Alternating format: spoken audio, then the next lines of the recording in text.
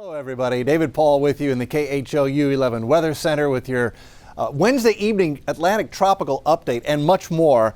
Tropics continue to be very busy. We've got major Hurricane Sam and now newly formed Tropical Storm Victor. One of those waves that came off the west coast of Africa has gotten its act together. It is now the 20th named system of this Atlantic hurricane season. Here we are on September 29th and we still have quite a bit of the season to go. So 20 named storms all the way to Victor. Wanda's the only name left on the list. If we get past Wanda, and it's likely we will, we go to the new supplemental list. Remember, we're not going to use the Greek alphabet anymore. We've now got a new supplemental list that we'll go to every time we run out of the first set of names. Adria, Braylon, Caridad, Deshaun, Emery, Foster, a few of the names that we will probably see as we head into the second half or the last third of this tropical season. So where are we so far in the season? Well, normally we get 14 named storms in a season. We've had 20 now. We're up to 20 with Victor forming today. We normally get 7 hurricanes over an entire season. We've had 7. We normally get 3 majors. We've had 4, with Sam being the 4th major hurricane. So we're well ahead of average by the number of storms and the number of majors. Major hurricanes are relatively rare events. To get 4 of them above average is unusual. Last year, of course, we ran away with it with 30 named storms, 13 hurricanes, and 6 majors. That was just incredible.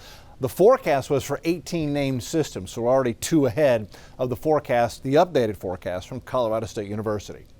So where are we in the season? We are right here. Got a lot of the season left statistically. And it is interesting, if you look at this, we get a major peak here at the beginning of September, then it drops off pretty rapidly. And it continues to drop off. And then we've got this secondary peak right here in the middle of October. That usually has to do with fronts coming off the east coast of the U.S. The water's still warm enough out there and it can spin up storms. But we can also get them in the Gulf of Mexico and the Western Caribbean Sea. So if we're going to get new tropical activity once we go into October, looking at the statistics, most likely that it forms in the Western Caribbean, the Central or East Gulf of Mexico, or through the Bahamas and up the East Coast. And of course, you've got the warm Gulf Stream that can help feed development off the East Coast. You can get frontal boundaries coming off the East Coast, and low pressure on those fronts can quite often form these late season storms. So that's usually where we get them, off the East Coast, and they zip up the East Coast. But we do keep an eye on the Caribbean and the Gulf as well in October. What's going on over the Caribbean and the Gulf right now? Nothing, which is great news, because you get a storm forming down here this time of the year, and usually it gets pulled to the north pretty quickly, and that's where the continental United States is. But right now, all's quiet. The cloudiness, the storms you see here over the northern Gulf, that's with a line of thunderstorms that came through East Texas and Houston early Wednesday morning and is blown out into the Gulf. We don't see any potential for development right there, and that is Hurricane Sam, who we've been watching for the past several days. So nothing in the Caribbean or the Gulf of Mexico, all the action in the open Atlantic. And now we've got Sam, who is Cat 4 this evening, and Victor, who is now a minimal tropical storm. And these 2 tropical waves, here and here, models are just not aggressively picking up on them right now, so we're going to leave those on the back burner for the time being. Sam continues to be a major. Winds sustained at 130 miles an hour, low end category 4. If it were to hit something, damage is defined as devastating. It's moving northwest at 9, still a very well-formed hurricane, but thank goodness it's missing the Caribbean islands. Here's a closer look at it. This is the enhanced infrared. You can see a couple of things. First of all, the eye actually has expanded a little bit over the past 6 hours. That may be a sign that it's about to go through another eye wall replacement cycle where it expands and it becomes ragged and then it reforms a tighter eye. We've also got a great view of what's called the Central Dense Overcast, or CDO.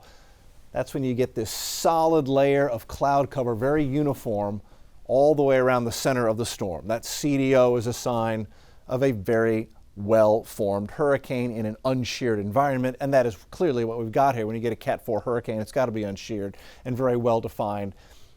The ragged eye of Sam's about 21 miles in diameter right now. And those 130 mile an hour winds, they only exist within the eye wall. That's that narrow band of wind, of thunderstorms rotating right outside the eye. The eye is the calm center, and then the eye wall, that's where those 130 mile an hour sustained winds will be.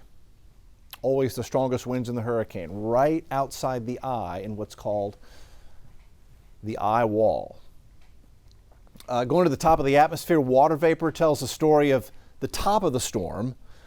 So these are surface-based systems, these hurricanes. You've got wind coming in from the surface, gathering ocean heat, and then up through the center of the storm, and then out the top. That's the exhaust. And water vapor really shows us what's going on at the top of the atmosphere. So out the top, you can see, look at the ventilation. Look at how these feathery clouds are blowing out and away from the center of Sam. That's the exhaust. That's the ventilation up top. That's got to happen if you're going to have a major hurricane form. You've got to have ventilation up top. And one of the reasons it's venting so well is that it's completely unsheared. It's very quietly moving along with the environmental winds that are relatively light right in here, and they have been for the past several days. It's stuck in between two areas of upper level low pressure. See the wind spinning around those upper level lows. This one is that trough coming off the east coast that we've been talking about that is influencing Sam's track, pulling it to the northeast just slightly. But once it gets closer to this trough, it will accelerate as it gets caught in those upper level winds and be pulled to the north and northeast very rapidly. It will accelerate. Here's the forecast track from the Hurricane Center. And it's interesting. So this storm, Sam, is forecast to maintain Category 4 hurricane strength, for another 2 or 3 days, 2.5 days at least. Grazes just east of Bermuda. There's Bermuda, misses Bermuda as a Cat 3, stays at Cat 3, doesn't get down to Cat 2, Cat 1 until it starts getting into the North Atlantic. The only thing that will finally slow down and kill off this hurricane appears to be sea surface temperature. It's right now over sea surface temperatures that are in the mid to upper 80s, 87 degrees sea surface temperatures. Right now, one of the reasons it's maintaining its strength, there's so much energy that it's feeding off of, and the environment is just perfect, unsheared. Sea surface temperature is still plenty warm east of Bermuda, 84. They finally drop down to borderline 81, and then very quickly drop into the 70s, 60s, and even 50s up here. And I thought this was just so fascinating. You can see how warm the central Atlantic is right now with sea surface temperatures upper 70s to near 80, and then they very quickly drop off into the 50s as you get close to St. John's, Nova Scotia, and Newfoundland, into the icy North Atlantic, as we call it. And that appears to be the only factor that's finally going to weaken this storm as it moves into water that is finally cool enough to where there's just not enough energy to support a tropical system. The American model and the European model, missing the islands. That's just been the best part about Sam, is that it has missed the islands. I'm happy for you guys. There's Bermuda. It's looking likely that it will miss Bermuda. To the east, this is going into Friday evening, Friday night. We go into Saturday, Sunday, Monday, Tuesday, and this is interesting, the model split.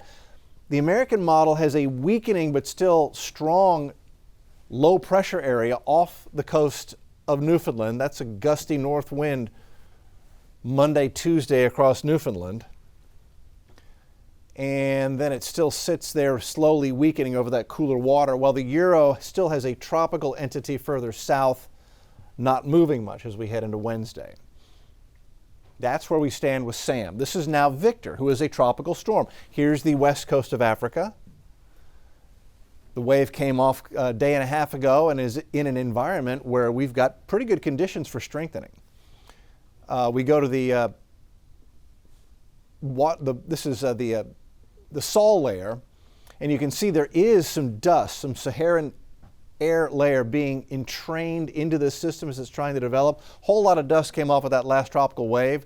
There's a bunch of dust sitting up to the north and west of Victor, and that is going to have an impact on its development. It will snuff it out before it can get real strong as it moves into that dusty atmosphere. And you can actually see a little bit of dust got worked into Sam, but Sam has managed to become so strong it's kind of walled itself off from any external environmental influences. So as we look at the upper level wind pattern with Sam, as I mentioned, it's sitting in an area where we've got pretty good outflow at the upper levels. It's not sheared. It will become a Cat 1, but the big influence on Sam is going to be this trough of low pressure out here. That's going to do a couple of things. This, as it drifts to the northwest, will be caught up in that flow and be pulled north. And also this will be a more sheared environment, so it will be moving into that dust. It'll be moving into a sheared environment, and that should keep it from becoming a major hurricane. So it is forecast to become Cat 1 in about 24, 36 hours, and then pretty quickly weaken back down to just a tropical storm as we head toward the weekend and early next week. And this one is the definition of a fish storm. That's in the center of the Atlantic Ocean away from everybody. So at the moment, we're not overly concerned about Victor. Okay, so here's Victor. Here's Sam. I thought we'd spin the globe and go take a look at a typhoon over here in the Western Pacific. So this is a strong one. This is Typhoon Mindul. And forgive me if I'm pronouncing it just a little bit off. So here's Japan. There's Tokyo. Seoul, South Korea. There's Shanghai. Manila. And our system is in a pretty good spot for strengthening, and this may intensify. 105 mile an hour winds, so we're Cat 2 right now. They've got the pressure at 940 millibars. Closer look at this. It's already beginning to influence southern Japan and Tokyo with outer rain bands, so they're going to get some breezy wind and rain tonight. Might want to check out some of the channels where they have live streams out of Tokyo. See if it is indeed raining there tonight. That might be nice to look at. Good news for Tokyo, though, is that the forecast track does keep this off the east coast of Japan. So it looks like they will not take a direct hit from our typhoon. But this is something that we in the United States and North America, we pay attention to these big typhoons way out here in the Pacific. Why would we pay attention to them? Because quite often they will have an influence on the jet stream that eventually comes down and impacts North America. So it is the jet stream that is pulling this to the north, and we can look at these upper level winds. This is just like a system moving up the east coast of the United States. A big trough is going to form off the coast of Japan, off the Kamchatka Peninsula, and turn this storm and bend it off to the north and keep it off the coast of Japan. But again, as I mentioned, sometimes these intense low pressure areas can have an influence on what happens downstream in the jet. You know, and there's Alaska, there's Portland and Seattle right here. And this is going to influence the jet a little bit. And this is very interesting as to how this is going to impact the weather across North America as we go into the month of October. So this is going into Tuesday, October the 5th. And it looks like we've got a little remnant trough here, perhaps from our typhoon. And that trough is helping to create a ridge and then a very deep trough sitting off the west coast of the United States going into Tuesday, the 5th of October. So this type of a pattern would help to bring cold air out of Siberia across the Bering Strait and into Alaska and perhaps into the Klondike, northwest Canada. So that could be a mechanism that gets some cold air, at least moving out of Siberia and into parts of North America. And as we head into October the 7th, indeed, we still have this pathway for some of that cold air to come in. We've got snow forecast for Alaska. That would bring some cold air into the Klondike and Alaska. And look at this sharp trough sitting off the west coast, the 7th. Now, if you were to show this to me at first glance and ask me, David, so what's going to happen across North America over the next several days? I would say, well, this trough is going to move in and create an opening for some bitter cold air to come down into Canada and the lower 48 of the USA. But that is not what's going to happen. At least the forecast suggests the trough stays out here. They get a lot of rainy weather. Portland, Seattle, this is a mess for you. Oh, this is bringing in that winter weather where it rains all the time with all this moisture and wind coming off the Pacific. But downstream, look at what it does across the lower 48. That's a ridge. That's a big ridge all the way up into the Dakotas, across Minnesota, then diving down into the Gulf of Mexico. That sets up a very warm pattern as we head into the first week of October, for most of the middle part of the United States. And that's just the southern branch. The jet splits. Look at this northern branch. That's a ridge all the way up across Hudson Bay.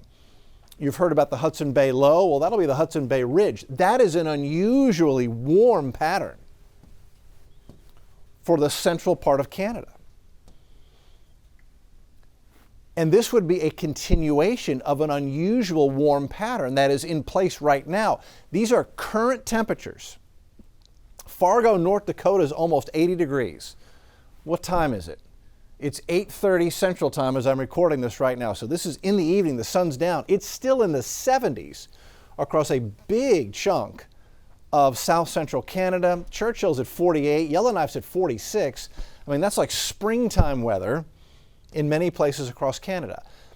I don't know if you pay attention. I do pay attention to the business headlines. There was a big drop in natural gas futures today because of this warm forecast for North America. Unusually warm. People would be, in theory, demanding less gas to heat their homes, and the price would drop. And that's what happened today. If you follow natural gas futures, they are very sensitive to weather forecasts. And this time of year, everybody was expecting cold weather to move in, and now it looks like that may not be happening. It may stay quite warm going into the first half of October. And as we look at temperatures, across Siberia, Leningradsky's 27, Sri Lanka's at 29. There's nothing real bitter cold in here right now. Some of that looks like it will cross over into Alaska and the Klondike. Some of it's already here. Carmack's 37, Old Crow's at freezing 32, Barrow below freezing 31.